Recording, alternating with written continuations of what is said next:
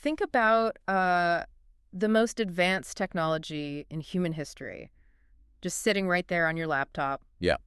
And, I mean, admit it, you probably treat it like a glorified dictionary. Oh, absolutely. Everyone does. You waste hours typing the exact same context over and over. It's a common frustration. But today, we're unpacking how to turn that basic chat box into a highly customized reasoning machine. We're moving way past simple prompts today. I mean, we're building an entire architecture here. Welcome to this deep dive. Today, we're exploring a really fascinating guide. It's called Mastering Claude, the Architect's Manual for AI Efficiency. It's a great piece. It really is. So our roadmap today is pretty straightforward. We're going to explore how to set up persistent AI memory first. Right, getting rid of the amnesia. Exactly. Then we shift from searching to actual reasoning. We'll apply some advanced sparring techniques. Oh, the sparring is my favorite part. It's intense. We'll also decode the mechanics of token efficiency. And finally, we'll build out some real-world workflows. Because honestly, it completely shifts how you approach cognitive labor. Like if you're still just typing empty questions into a blank interface, you're barely scratching the surface of what this ecosystem can actually do. Let's start with the foundation, Mm-hmm. because you can't build advanced workflows if your assistant has, well, amnesia. Yeah. Every time you open a new window, it just forgets you. We must establish memory first. Technically speaking, these models are stateless. Right.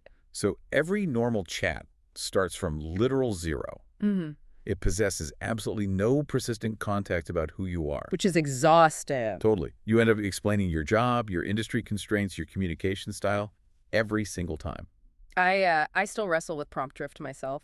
Yeah. Beat. It is so easy to slip back into explaining my entire life story just to get a decent email drafted. Oh, I've been there. It's a massive drain on your cognitive load. But the manual outlines this permanent architectural fix. They're called projects. Yeah, think of a project as like a persistent context environment. Yeah. It anchors your information across many different sessions. So you set it up one time.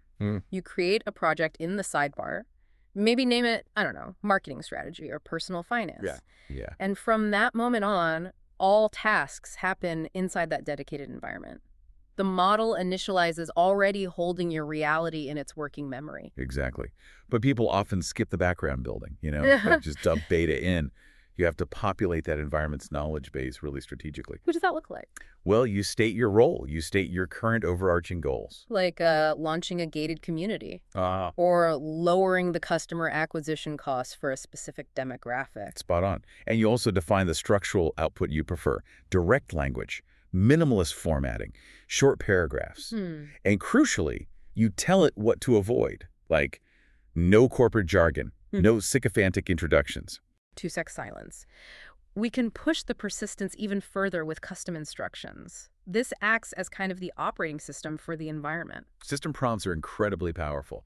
I mean, you ask the model to analyze your background documents, right? Yeah. Then you command it to write its own set of operating rules. Keep them under 400 words. And you instruct it to write these rules in the second person. Like you are an assistant to a technical founder, you will never use buzzwords. Exactly. So it reads those system instructions before predicting a single word, which brings up an interesting tension. Okay. How do we prevent these permanent instructions from making the model too rigid? Keep core rules broad. Rely on project folders for specific context. Set wide boundaries and use the project environment for the specific. Yeah, it requires a really delicate balance. So we've solved the amnesia problem. The AI remembers us. Yeah. But, memory is useless if we're still asking it to just fetch facts. We have to completely change the way we prompt. It requires a fundamental mindset shift. You got to stop treating it like a search engine. Right. People type a short question and just expect a definitive answer. Which wastes massive computational potential. I mean, it is a reasoning engine. It builds ideas with you. Right. If you use it to just define terms, you miss the core functionality. Don't ask empty queries like, what is an automated agent? Instead, you feed it a real-world scenario. Exactly. You tell it, I'm using NAN to build an automated workflow handling customer emails. Walk me through the architecture. You give it a localized problem to solve. Like the empty query just maps to a generic latent space. It gives you a textbook definition. Boring. Right. But the localized scenario anchors the model. It provides a tailored functional solution. There is a crucial mechanical trick mentioned in the text here. You ask the AI to ask you questions first. Oh, this is remarkably effective. Before it starts generating a solution, you literally command it to interrogate you. Interrogate you. Yeah.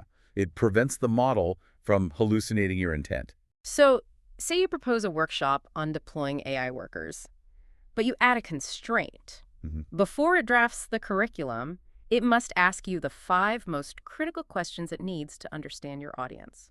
And it forces you to clarify your own thinking. Right. It guarantees the initial output aligns with your actual reality. It Yeah. drastically cuts down on downstream editing. Sure, but let's be real here. The whole point of these tools is velocity. Yeah. Beat. If I have to spend 20 minutes doing a Q&A with my AI before it writes a single line of curriculum, haven't I kind of defeated the purpose? I mean, it feels like unnecessary friction up front, but think about the alternative. Okay. You get a fast draft that is like 40% wrong.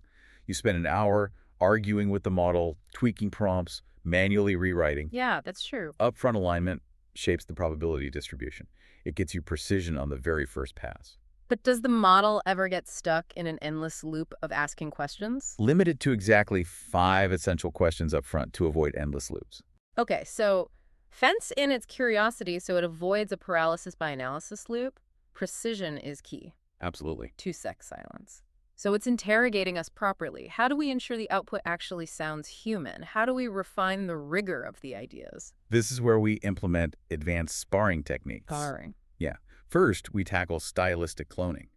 Because without structural examples, the model just defaults to a very specific, recognizable cadence. Perfect grammar. Zero soul. Exactly. It sounds like a machine trying to emulate a professional. To bypass that default state, you feed it 3 expensive examples of your own writing. Or, you supply web links to your published essays. You command it to analyze your syntactic structures, Yeah. your paragraph transitions, your vocabulary distribution. Yeah, you ask it to reverse engineer how you explain complex concepts without relying on heavy jargon. And you lock that stylistic signature into the system prompt. Boom. Never reverting to the default machine cadence again. It is a fascinating mirror, but I think the most compelling technique here is turning the model into an actual sparring partner. Oh, man. This goes against our natural instincts. These models are fine-tuned with reinforcement learning from human feedback, RLHF. Right. They are literally trained to be agreeable, sycophantic assistants. Which feels nice, but is incredibly dangerous for complex decision-making. Totally. You need an entity to aggressively challenge your logic. You must instruct it to dismantle your plan. The manual provides a brilliant framing for this. Mm-hmm. Say you propose dropping the price of a core service from $149 to a fixed $99. Okay. You instruct the AI to find every fragile assumption in that strategy. You demand it outline the cascading failures. You tell it to argue harshly, no polite introductions. Right. Attack the logic directly. And then you force it to construct the inverse defense. Yeah. Build the strongest empirical argument for why the pricing decision is actually brilliant. It synthesizes, a brutally honest conclusion. It forces cognitive rigor. And another mechanism for rigor is extended thinking. Like, for complex algorithmic data, you force the AI to process step by step. You engage the internal reasoning trace. You add a command like, think very carefully about this problem, solve it step by step before generating the final response. Make your internal logic visible. Highlight the nodes where you possess low confidence. It increases latency, obviously, but the output quality scales exponentially. Right, and if you struggle to architect these complex instructions, you simply have the model generate its own prompt. Whoa! Beat. Imagine scaling to 1 billion queries. I know, right? That level of methodical step-by-step reasoning applied autonomously across an entire global organization. It is staggering. The leverage is just unprecedented. You feed it a rough constraint, like, I need an accurate timeline of historical space events, exclude low-orbit satellite launches. It knows its own optimal architecture. It writes a perfect meta prompt for you. But wait, why do we have to explicitly tell the model not to be polite during the sparring process? It is hardwired to be agreeable, so you must override that setting. So you have to override its helpful hardwiring just to get honest criticism. You're basically fighting its fundamental nature. Pretty much. 2-sec silence. So we are achieving rigorous, brilliant outputs, but rigorous thinking burns compute. Which brings us to the physics of the system. Yes. We have to talk about efficiency, We have to understand tokens. Let's define that clearly. Tokens are tiny chunks of data the AI uses to read and write. Perfect. Every word processed, every word generated, consumes tokens. You operate within a strict computational limit. Therefore, you must engineer constraints on response length. Because by default, the model loves generating comprehensive essays. Oh, it loves it. It maximizes its output probability. More words equal burned compute and wasted attention. But you cannot just tell it to, keep it short. Right, that doesn't work. It's a vague constraint. It disrupts the internal scratchpad. Length limits must be positioned at the very end of your prompt architecture. So you establish the analytical task first. My cost per lead increased 40% this week. Analyze the macroeconomic variables. Yeah. Then you apply the structural breaks at the bottom. Exactly.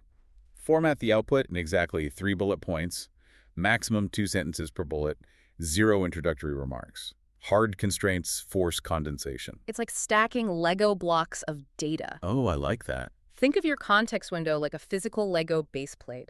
You only have a finite amount of space. Every token snaps a block onto that baseplate. If the AI generates 4 paragraphs of polite fluff, it's building a massive structure of junk on premium real estate. You run out of room for the actual complex reasoning. The fluff is a massive liability. The model loves initiating with, that is a brilliant question. I would be happy to assist you. You eradicate this via custom instructions.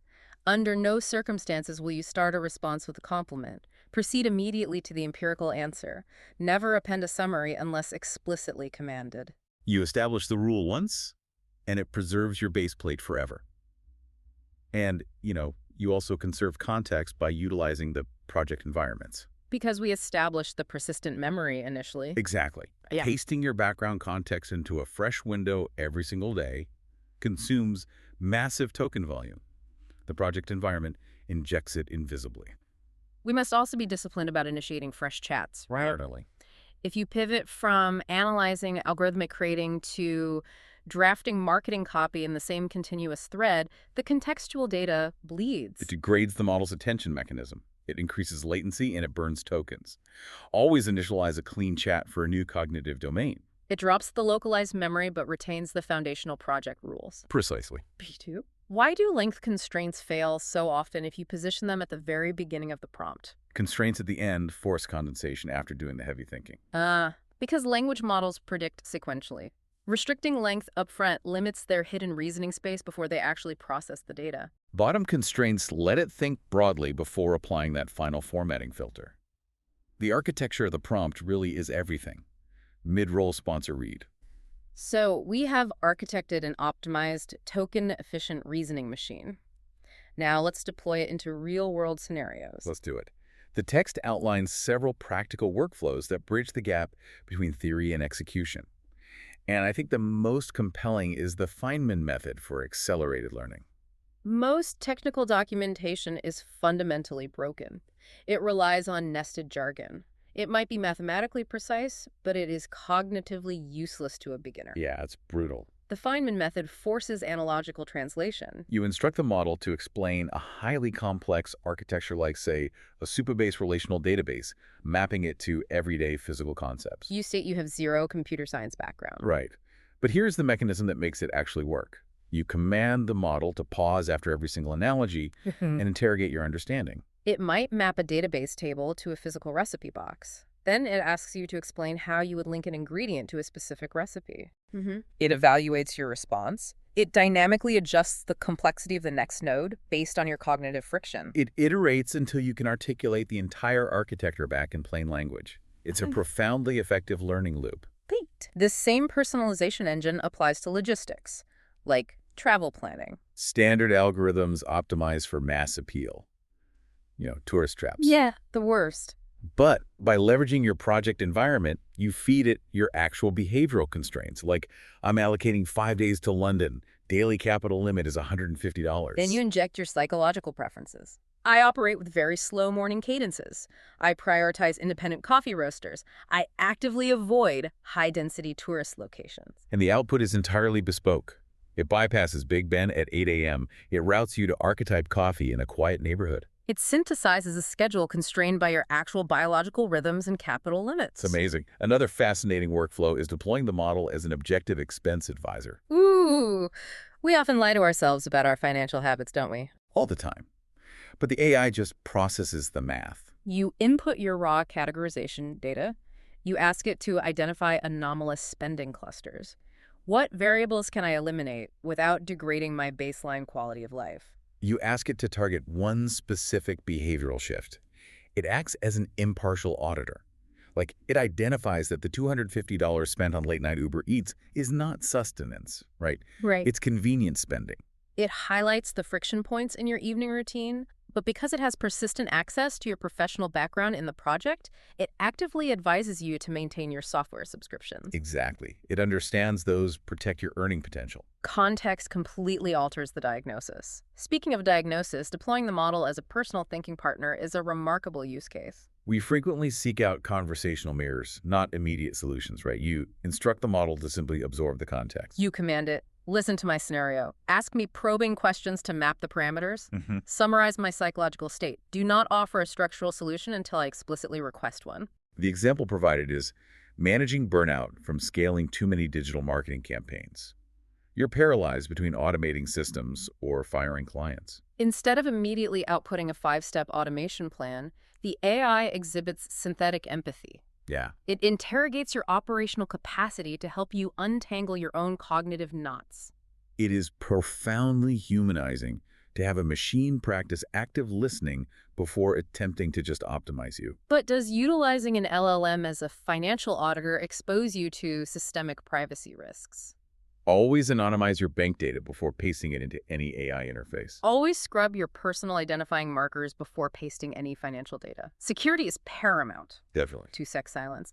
Lastly, you can utilize this architecture to brutally stress test entrepreneurial ventures. Human beings are exceptionally good at building products nobody actually needs. True. You can deploy the AI as a pre-build filter.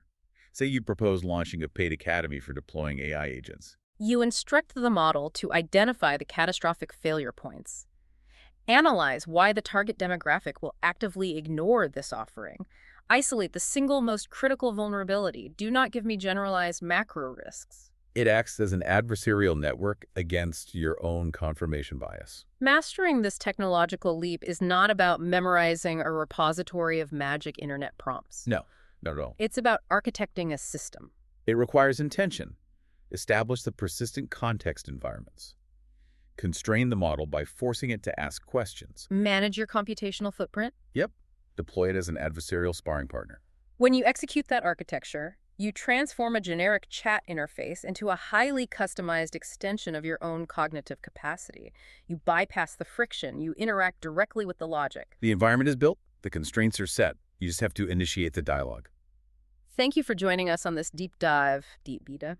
We talked earlier about treating this monumental technology like a glorified dictionary. But if this system can perfectly map your syntactic style, wait, let me rephrase that. If it can perfectly map your syntactic style, if it can brutally deconstruct your business models, and if it can act as an infinitely patient cognitive mirror, what does that mean for how you define your own unique, irreplaceable value in the economy tomorrow? Beat.